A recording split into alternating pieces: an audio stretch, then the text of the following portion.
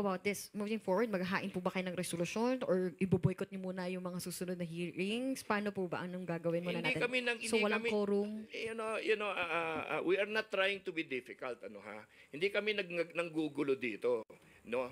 Ang problema namin talaga is ayaw namin tanggapin itong basurang trabaho, no?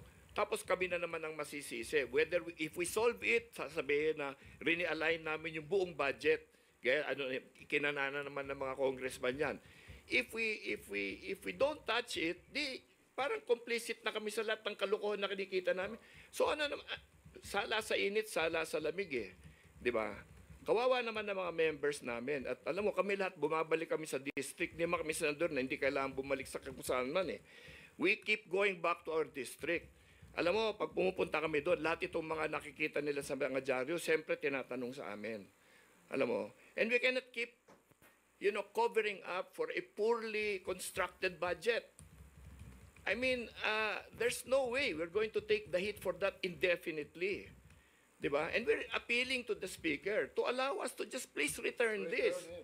Diba? Return it. Para then they should think about it and give us a correct thing. Anyway, there is an instruction anyway to the Department of Public Works and Highways to, redo the whole budget. Hindi ba? Yun ang instruction eh. Oh, if they're gonna do that, that means we have to wait for that anyway.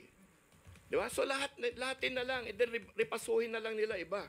Kasi it's much easier to come up with a decent paperwork that we will correct only minor items than a really sloppy paper where we have to re-edit and do the entire thing.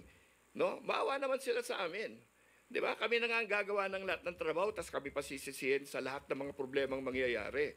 And why? Because they cannot do their job. No? Hindi naman pwedeng ganon. So sir, resolution po ba or